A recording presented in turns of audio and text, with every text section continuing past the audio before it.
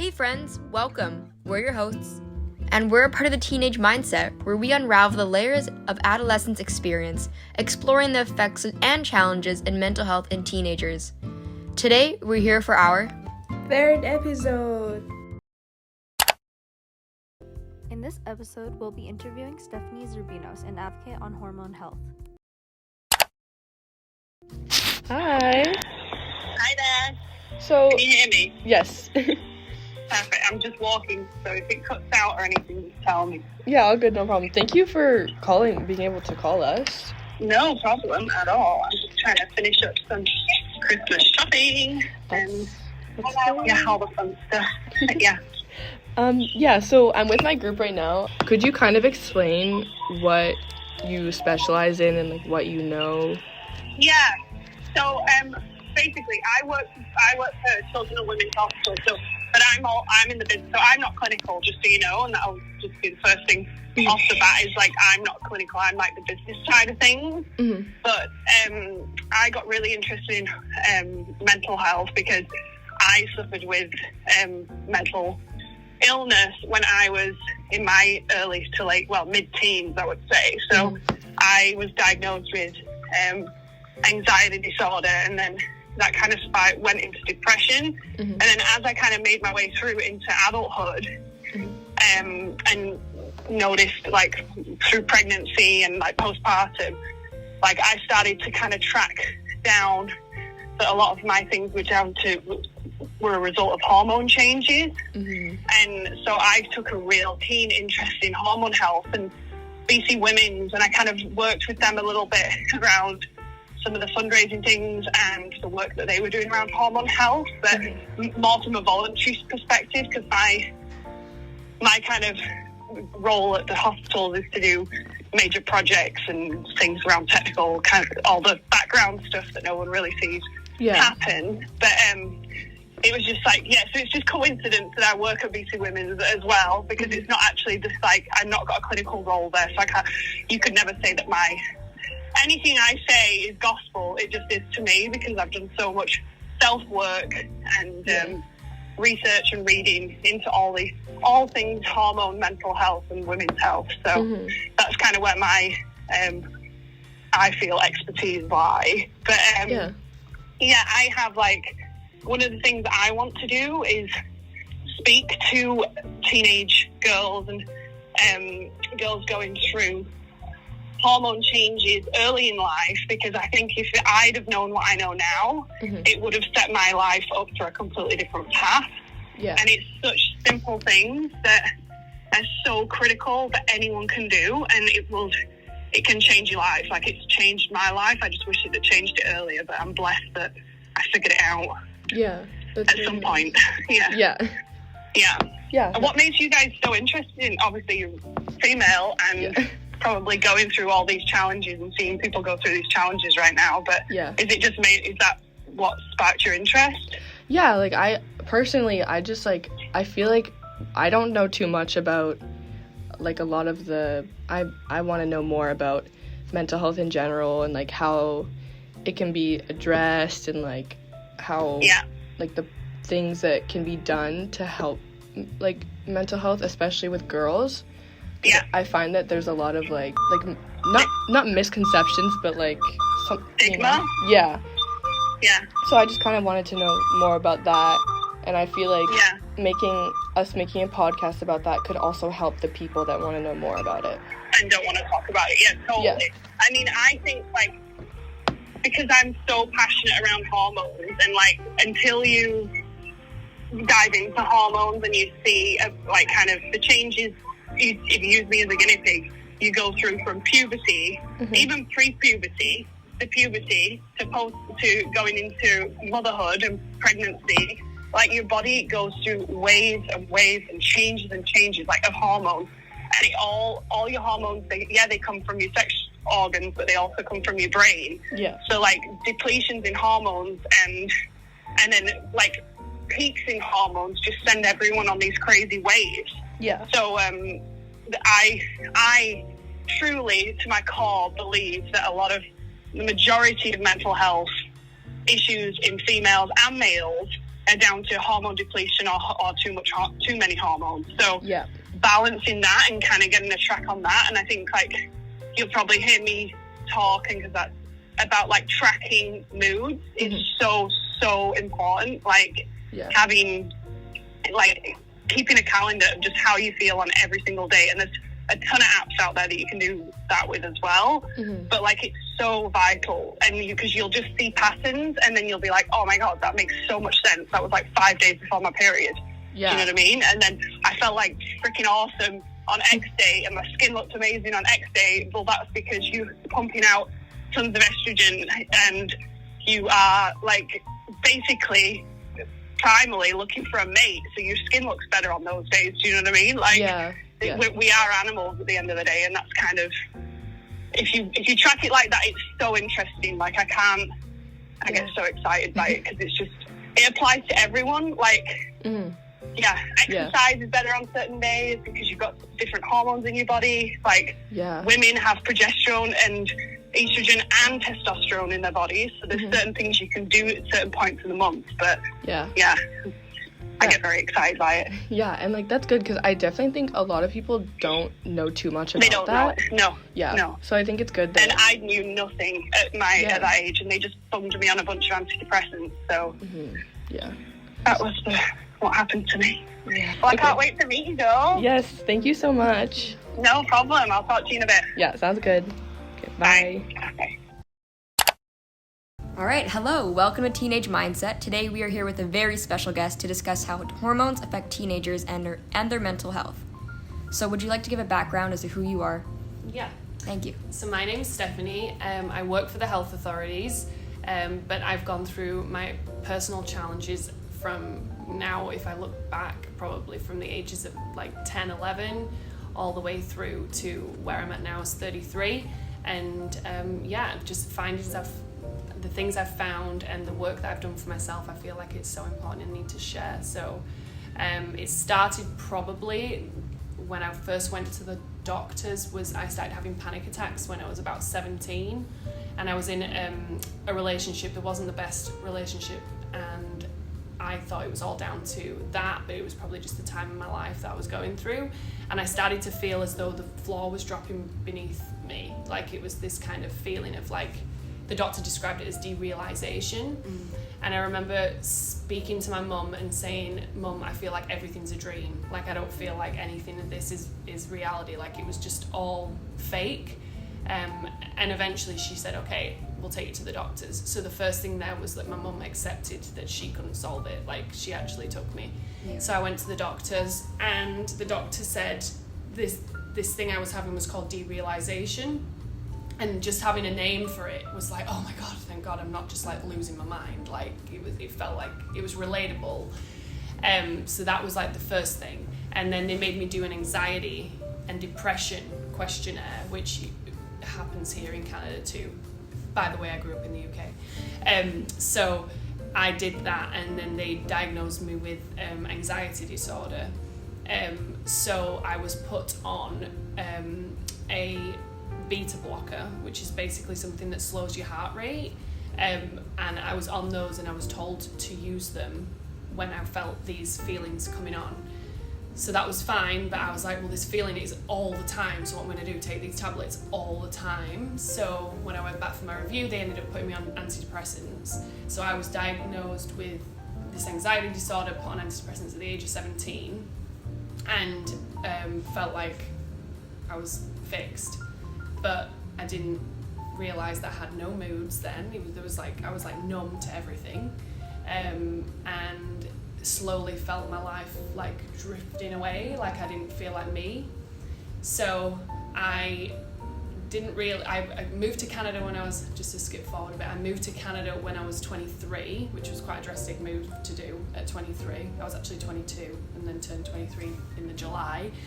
And then I realised that I wanted to move away because I wanted to get a change of scenery and I wanted to have a new life.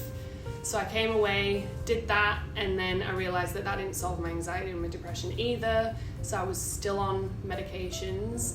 Then I met my now husband, went through things through our relationship, which just made things a hell of a lot worse, and it just spiraled and spiraled and spiraled. So I was on this medication. Then I fell pregnant with my son, and when I was pregnant, I was terrified. I thought, oh my God, all I've heard is the hormone changes, well, the hormone things when you're pregnant is just so dramatic. So I was terrified for that, but all I found was this level of clarity. Like, everything just went away. Like, I didn't have panic attacks, I didn't have moods, I was just so balanced and clear. And I was like, what the hell? I'm like, this is the best feeling ever. I know my husband was terrified for when I was getting pregnant, because he thought, I've been dealing with this person and now she's just going to get so much worse. But I was so stable, and all I can say, it was just like the most consistent time of my life. So that was great, and I was like, perfect, that was just the bounce I needed. And then when I had Jerry, and through breastfeeding, that was fine. And then as soon as the breastfeeding stopped, delved right back down into depression again. I was already signed up with the BC Women's reproductive mental health team, because they were following me, because I was anticipating that I was going to have issues during pregnancy and post-pregnancy. And when I delved into that depression, I was like, I can't be like this. I'm a mother now. It's not just about me. Like, I have to raise this person, and this is not the type I wouldn't want me as a mother, because I just didn't have my stuff together. So anyway, I realised that it was definitely down to a hormone imbalance, because I felt that when I was pregnant, your hormones are all at a state, and I could obviously deal with that, and when I wasn't pregnant, I couldn't deal with that. So the fluctuation in hormones, and then I just like went from there. My interest in hormone health and how it relates to mental health just like flourished. Thank But I'm Thank trying you. to give you a backstory. Yeah, that was good. But yeah, you've got questions all around mental health and hormone things, but I feel like a lot of it's going to loop back to hormone health, because that's kind of like where I see its pinnacle. I'm sorry if this is an invasive question, No, but I'm curious. Are you still on medication? Because No. I started, like this year, Yeah. and it numbed me in like 8th grade. But this year it's pretty good, actually. Yeah. It's been good for me. So I have my own feelings towards medication. I was on them for a long time, and I do think that they are really, really effective when you're in a real bind, and they can kind of get you out. But I do think, from my perspective, going from 17 to 33, that's like quite a long time. I feel that there are other things and lifestyle changes that are not, they're so quick to prescribe. And again, I'm not clinical, and I'm not, and I can't ever say, but I can say that I've tested this on myself. So they're very quick to prescribe, and everything is very easy, almost to a point where they can band-aid it. You're not solving the problem, you're just putting like a cover over it for a period of time, and you have got to go back to real life at some point.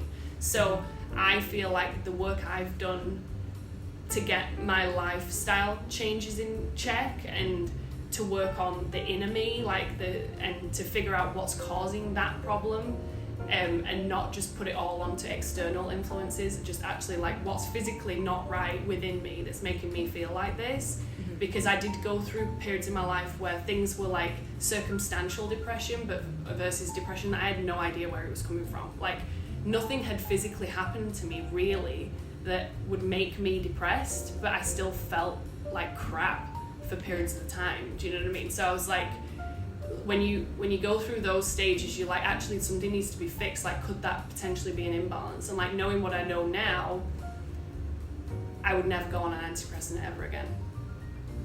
Yeah. Or an anti-anxiety medication, because I just think there's other ways to solve it, personally. But that's not to stop you from doing what you're doing. But yeah. Okay. Thank you. Thank you. No problem. I am on medication, but not an anti-anxiety or anti-depression medication. I can talk to that again. I'm okay with it. Yeah, thank you. Okay, first question. What are some common mental health challenges faced by teen girls, and how can it be addressed? Okay, so I think that when you're in your teens, you're going through extensive hormone changes. And I think that when I was in high school, I started high school at 11, which would probably mark why I had I think things started at 11, because you're also in a place where you're surrounded, you're like a small fish in a big pond, right? You've gone from elementary school, or in my case primary school or whatever, and it's a smaller setting. So you get to know your people, you're in the same class, like everyone around you, this is at least what it was like for me at school, like you know your peeps, you know where you stand in that pond, like you have an identity within that pond, and then you're thrown to the lions where you're in this huge like environment full of big fishes, or what they like to think as big fishes, and then you just become kind of like a number. So you're constantly trying to find your identity, right? You're trying to find what makes you you.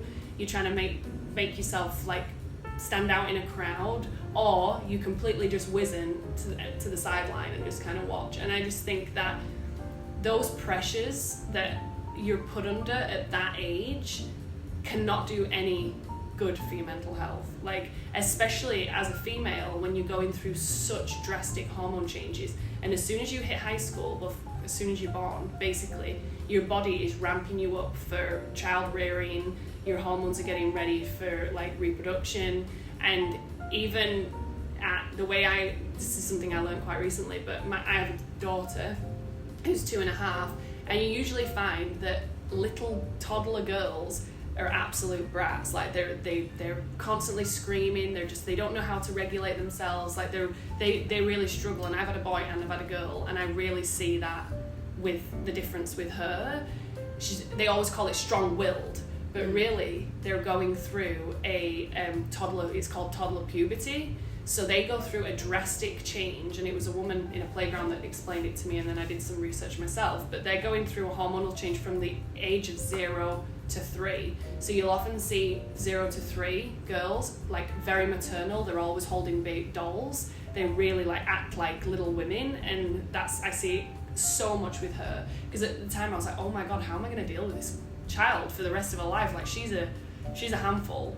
But when they get to 3, it kind of dulls down, because you're going through these fluctuations of hormones all the time. Like this is not just a period in your life, this is like something that you're going to have to deal with for the rest of your life. Like even menopause, it didn't stop there. Like menopause is a state that goes on. It shouldn't be like, when did your mum go through menopause? Your mum went through menopause, her estrogen depleted, and then she's going to be estrogen depleted for the rest of her life. So if you can kind of figure out how to manage those times, or even just awareness around those times, I feel like having that awareness is like key. And if you know that things are temporary and you think of it like riding a wave, like I think that's like also super key. Sorry if I went off topic there. No, like I just think that when you're a teenager, everything seems like it's going to last forever, and things do not last forever. And that's really important. Like take every day as you can. Like one day might be a good day and the next day might be really crap, but just remember that day's going to end when you go to bed, and you're going to wake up and just be like, right, it's a new day, because your hormones are constantly doing this too. So yeah. As we wrap up on this insightful interview segment on hormonal health in teenagers, we express our sincere appreciation to Stephanie for sharing her perspective and taking the time to be with us. Stephanie's openness really shed light on the ups and downs of teenage mental health, especially when it comes to hormones. It's been an eye-opening experience to hear her perspective on this vital aspect.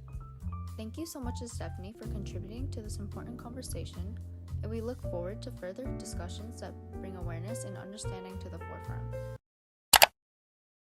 I honestly think hormone health is so not underrated, but like not talked about enough. It's like so many, especially girls, go through like so many emotions in their life, and like a lot of it is caused by hormones, but they don't know that. So like, especially like, okay, talking about my personal experience, there have been times where, like, for example, I've been like on my period, and I felt so like, or about to get my period, and I felt so down, and just like I don't know what it was, but I just did not feel good at all. And I checked, like, wanted to check, but then the next day I get my period, and it makes so much sense, because like obviously when you're on your period, your like hormones get more affected and every emotion is elevated. So it's like, for some reason, I don't know, it always just happens to me whenever I'm on my period. I get more tired and I get more upset easily. And it's like, talking to Stephanie, I definitely like answered so many of my questions and explained so much. Like, I just remember talking to her, and she was talking and like saying everything and explaining her experience, and I was like, wow, that makes so much sense. And like, girls especially go through like things like, I wouldn't say, well, okay, yeah, they go through like depression more commonly and like feel a lot more, because it's just hormones, like it's just what happens. And obviously guys feel that too, but it's like, I find that it's more elevated with girls, and girls show it more. And it's like, sometimes even like you'll have depression, and then if you go to like a doctor or something, they will give you meds for it or something like that. And like, yes, that helps, but like sometimes it's like they don't actually listen to what you're saying and just like automatically medicate you, when like there are so many better and different ways that like you can go about it.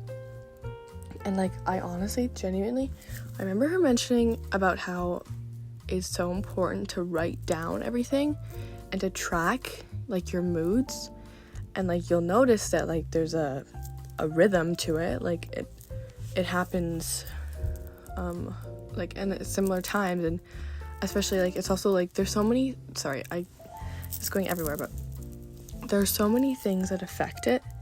Like obviously there's like seasonal depression, there's periods, there's like school stress, like everything. And then like just periods elevate that especially. I don't know too much about guys, so I'm not gonna mention that, but I know specifically for girls, for myself, it's like, especially in the winter, I've noticed I become so much more down, and then when I'm on my period, it's even worse. And it's like, there's so many things that affect it, and even like things like birth control affect it too, and like elevates the feelings a lot more than it should. And like, it's very important. And I started writing down like how I feel each day, and then I started also looking into more things that I could do to make myself feel better and what makes me feel better, like journaling or working on my physical health, or even just like taking time to myself. And I've noticed that like that has helped on my harder days to just like do something that I am comfortable with myself, and like something that I'm used to doing, because it's like, it makes me feel comforted and better. And like, also to track when my periods are, because whenever I get upset, like very upset, I'm always a lot of the times like I don't know why I'm upset, and like my mom asked me like, oh, like what got you upset? And I'm just like, I don't know, like I'm just crying and I don't know, I don't feel good. And then the next day or the day after that, I get my period, which explains so much. But then in the moment you're just so confused, because you're like, why am I feeling like this? Like what happened to me? What did I do? And like, maybe something did happen, but it's like, a lot of the times you're just confused on why you feel like that. And that is like your hormones acting up. And it's like, it's not really talked about enough. Like, people are starting to talk about it more in schools, but they really don't talk about it. And like, a lot of people don't know about hormones and how much it affects us, and how big of a topic it is to teach to girls that are confused, and I guess boys too, but like especially girls that are confused just like me. Teenage mental health can be strongly influenced by hormones, those chemical messengers in our bodies that regulate various processes, including our emotions. When teenagers go through major physical and emotional changes, hormones like estrogen and testosterone surge, sometimes causing mood swings that can feel like a roller coaster ride. These hormones can affect how teenagers feel from one moment to the next. For example, they might feel happy and excited one minute, then suddenly sad the next. It's like their emotions are on a seesaw, going up and down without much warning. Sometimes these hormonal changes can make teenagers feel more anxious or stressed. It's like their bodies are on high alert, and even small things can feel overwhelming. This is increased stress can make it hard for them to cope with everyday challenges like schoolwork or social situations. Hormones can also mess with teenagers' sleep and energy levels, which are all really important for good mental health.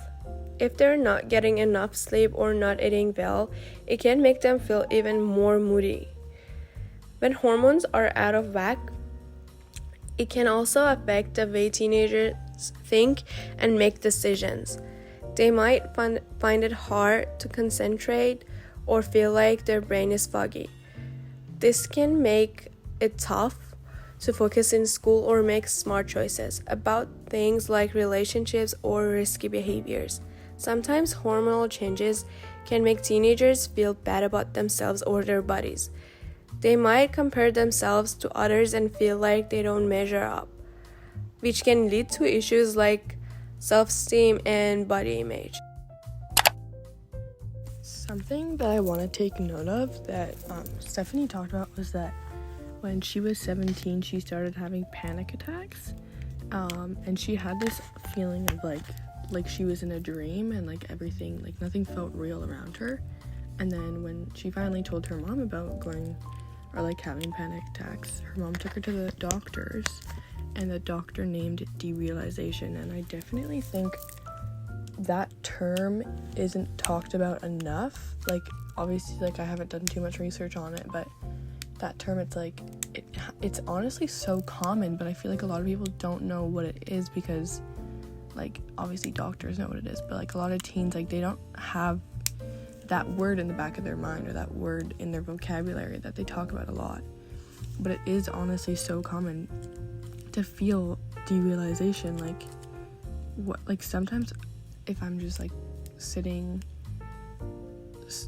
somewhere and I'm not in the best mood, like it honestly feels like that. Like it feels like nothing's real, and like it's like a full-on dream. And it's so interesting to hear that word is derealization, because it's like you feel like you're in like not like a simulation, but you feel like you're in something fake, or like some like a almost like a dystopian like book or something, because it just doesn't feel like it's actually happening. Like there are a few times where that has happened, and it's actually such a weird feeling. And then like also with panic attacks, like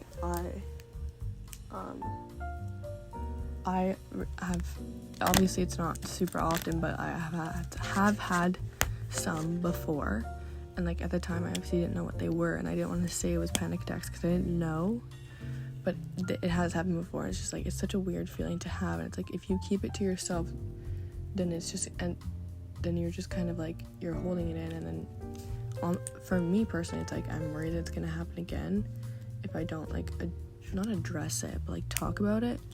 Because like if I continue stressing over the thing, then that's how the panic attack starts. And it's really good, but it's almost good to just have like lifestyle changes to help you, instead of like automatically trying to get on like meds or something. Like yes, they help in some cases, but it's so important to look at what your lifestyle is and make changes if needed.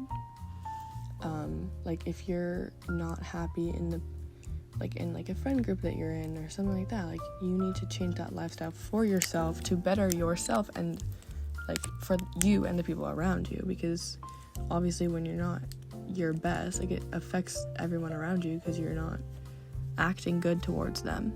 So it's like even little changes like that like can go such a long way. Even just like I was researching this more before, but like changing like your physical health, like going like even just for a walk helps so much. Like instead of staying cooped up in your bed or in your house, in your room all day, like it's so nice to go out and do something, even just to like move yourself or like talk to people. It's like it makes a great change to your lifestyle, and it like really gets reflected onto that. And she mentioned that she wanted a change of scenery at age of like, I think she said like 21 or 20. So then she moved, and she thought that it would fix anything, but it didn't. It didn't solve anything, so she was still on her medications. And then once she met her husband, after a while, she got pregnant and was like worried that her hormones were gonna get so bad, because when being pregnant, your hormones are so much more dramatic. But she found clarity through that. Like she said that it was one of the best moments of like her life was just being pregnant, and like in that time, like she felt so at ease almost. But then everything went back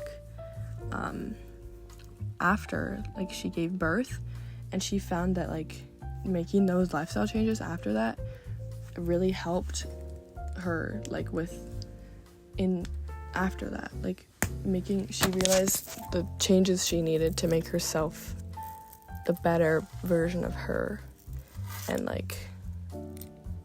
then once she had her second child, I believe she mentioned something about how like that also was really good for her. But then even after that, it was good because she made those lifestyle changes. For girls, hormonal changes can break on symptoms of conditions like PMDD, which can make them feel really down or anxious before their periods. This can make it even harder to cope with everyday stressors. Hormonal imbalances can also make teenagers more prone to addiction or substance abuse. Their brains are still developing, and when hormones are all over the place, it can affect the way their brains respond to rewards, making them more likely to seek out risky behaviors for a quick mood boost. Understanding how hormones affect teenage mental health is really important for helping teenagers navigate the tricky time. By providing support and resources to help them cope with their changing bodies and emotions, we can help them build the skills they need to thrive, even in the midst of all those hormonal ups and downs. Hormonal changes during adolescence can impact how teenagers interact with others. They might feel more sensitive, leading to conflicts with friends, family, or teachers. It can be challenging for them to communicate their feelings effectively when their emotions are constantly shifting due to hormonal changes. Teenagers experiencing hormonal imbalances may find it difficult to regulate their emotions. They might have trouble controlling their anger or sadness, which can affect their relationships and overall well-being. Learning healthy coping mechanisms, such as deep breathing exercises or talking to a trusted adult, can help them manage their emotions more effectively. Hormones can also influence teenagers' risk-taking behaviors. With their brains still developing, they may be more able to peer pressure and willing to engage in activities that they know are risky or dangerous. This can increase the likelihood of accidents or injuries, further impacting their mental health and overall safety. The effects of hormones on teenage mental health can vary from person to person. While some teenagers may experience only mild mood swings, others can struggle with more severe symptoms, such as depression or anxiety disorder. It's essential for parents, teachers, and healthcare professionals to recognize the signs of mental health issues and provide appropriate support and help. Despite the challenges posed by hormonal changes during adolescence, it's important to remember that this period of development is temporary. With time, most teenagers are able to adjust to their changing hormones and develop healthy coping mechanisms to manage their emotions effectively. By fostering open communication, offering support, and promoting self-care practices, we can help teenagers navigate these hard times with resilience and strength. As we wrap up on our exploration on hormonal health and say goodbye because this is the last full episode of the Teenage Mindset. It's been a roller coaster of insights into the teenage experience, unraveling the layers of adolescent experience, exploring the effects and challenges of mental health in teenagers has been both enlightening and relatable. Thank you for joining us on this ride, and here's to embracing the diverse and ever-evolving landscape of the teenage mindset. This is the Teenage Mindset signing off.